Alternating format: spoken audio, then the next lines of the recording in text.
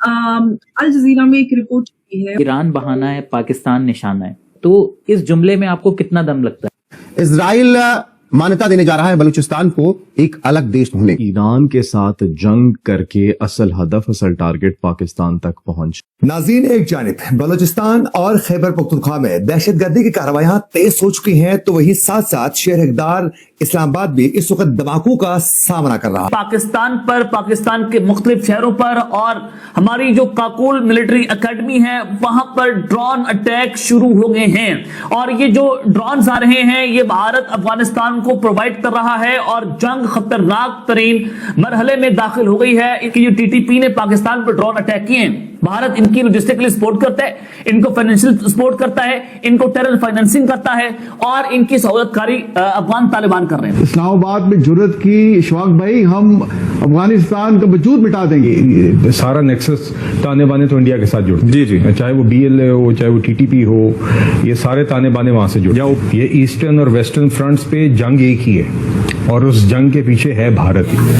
देखिए जी, basically India और Israel इन दोनों का एक ही मिशन है कि पाकिस्तान से एटमी ताकत छीन ली जाए। और इंडिया के एडवांटेज देखें आप, वो तो मजे ले गए, मगर खित्ते की सूरत हाल आप भारत में देखें, भारत में कीमतें नहीं बढ़ी बल्कि उन्होंने मजीद इंपोर्ट की एफर्ट्स की हैं। गवर्नमेंट ऑफ पाकिस्तान के पास कोई चॉइस नहीं है, उसने क्या करना है। देखें आपकी कितनी शर्मनाक बात है। ये है जलती पर तेल का काम। मतलब एक हफ्ते की जंग ने आपको इस मौके पे लाके खड़ा कर दिया है। अगर कल को पाकिस्तान में जंग शुरू हो जाए इंडिया के साथ दाएं बाएं, आपकी स्टोरेज फैसिलिटीज कहाँ पे हैं?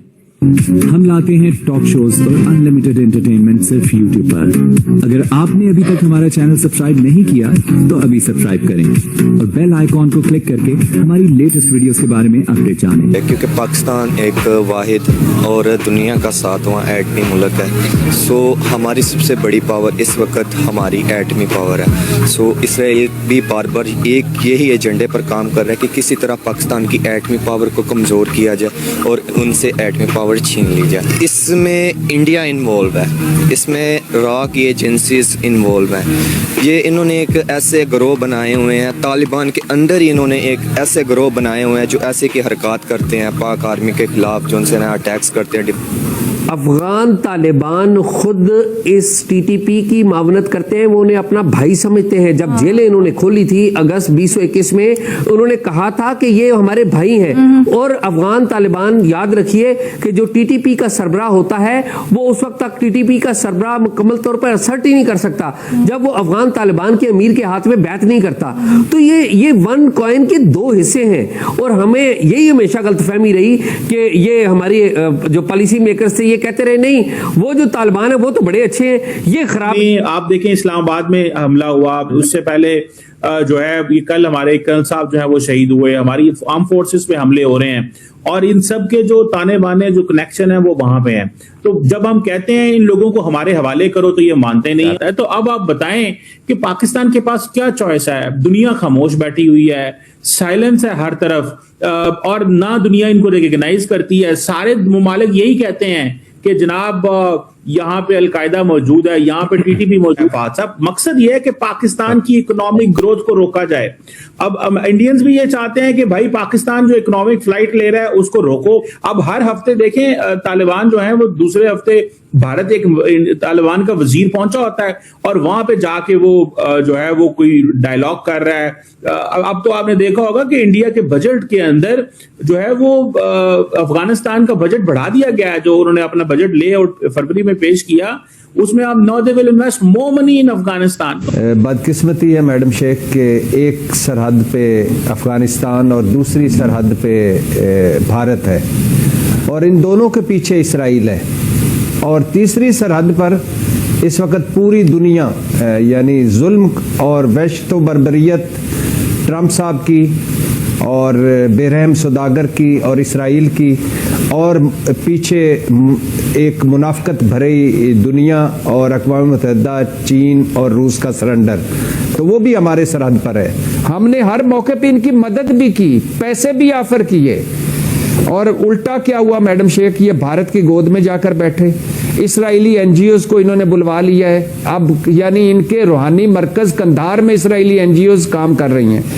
दरियाए काबिल का पानी हम नहीं देंगे, तिजारत नहीं करेंगे आपसे, हम आपको सबक सिखा देंगे, पाकिस्तान से नफरत, पाकिस्तानी परचम से नफरत और जलाना, और फिर उसके बाद हम पर हमलावर, और फिर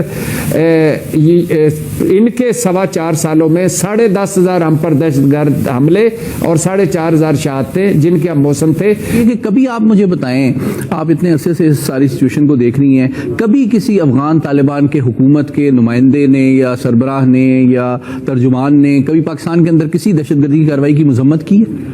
लेकिन जब पाकिस्तान ने उनके साथ शवाहिद भी शेयर करते रहे, इंटेलिजेंस के सबूत भी शेयर करते रहे, उनको कहते रहे हाईएस्ट लेवल पे, दोहा में भी, तुर्की में भी, सऊदी अरब की फैसिलिटेशन के नतीजे में भी, कि भाई ये कार्रवाई आप खुद करें, हम नहीं करना चाहते। लेकिन जब आप देखें कितनी अफसोसनाक बात है कि उनके जो अबूरी वजीर खारजा जब भारत के दौरे पे गए तो उन्होंने यूनिलैटरल अनकंडीशनल उनको ये कमिटमेंट दी कि अफगान सरजमीन भारत के खिलाफ इस्तेमाल नहीं होगी। तो भाई पाकिस्तान भी तो यही कमिटमेंट मांग रहा है, तो आप ये नहीं दे रहे। तो जब Pakistan right of self defence और आलमी कानून के ऐन मुताबिक जो है सिर्फ बड़ी केयरफुल एक डिस्क्रिमिनेटरी स्ट्राइक करता है प्रिसीशन के नतीजे में दहशतगर्दों के ठिकानों पे, तो उसके हवाले से आपका रद्द-ए-अमल बड़े गम गुस्से और धमकी आमेज होता है। तो यूं लगता है कि ये साबित हो रही है बात कि वो मुकम्मल उनकी सरपरस्ती और पुष्पनाही कर रहे हैं और वो भारत के एक प्रॉक्सी बन चुके हैं इस खित्ते में। वेस्ट एशिया में हालात बहुत ज्यादा खतरनाक बने हुए हैं। महायुद्ध की स्थिति अब कहीं ना कहीं विश्व युद्ध की तरफ जाते हुए नजर आ रही है। और आज जो हम बात करने वाले हैं, एक ऐसा मुद्दा इस सब के बीच में कि जो वेस्ट एशिया से भी ज्यादा साउथ एशिया का जो स्ट्रेटेजिक लैंडस्केप है उसको हिला सकता है। आप सोच रहे होंगे कि मैं ये क्या बात कर रही हूँ अचानक इस माहौल के बीच में। अल जजीरा में एक रिपोर्ट की है, वाशिंगटन बेस्ड एक थिंक टैंक ने बलूचिस्तान स्टडीज नाम के प्रोजेक्ट को लॉन्च किया है, जो पहले से ही जो बलूच नेशनलिस्ट स्ट्रगल है उसको एक नई जो पॉलिटिकल एजेंडा बनाने का वो है उनका एक इनिशिएटिव। सबसे बड़ी बात है कि बलूचिस्तान का जो हिस्सा है 44% जो पाकिस्तान की टेरिटरी है वो बलूचिस्तान है। और बलूचिस्तान जो रिपब्लिक ऑफ बलूचिस्तान है वो सिर्फ बलूचिस्तान नहीं है, वो ईरान के अंदर जो सिस्तान प्रोविंस है वो भी बलूचिस्तान का ही भाग है। तो इजराइल अब चाहता है कि जैसे ईरान के अंदर उनके सुप्रीम लीडर अभी नहीं रहे, तो अब वो चाहता है कि ईरान को वीकन किया जाए। तो ये एक तरह से इजराइल का एक तरह से मास्टर स्ट्रोक होने वाला है, जिसके कारण वो अपने दोनों एडवर्सरीज ईरान और पाकिस्तान को चेक में रख सकता है। 80% जो बलूचिस्तान के अंदर पाकिस्तान ट्रूप्स नहीं जा सकती।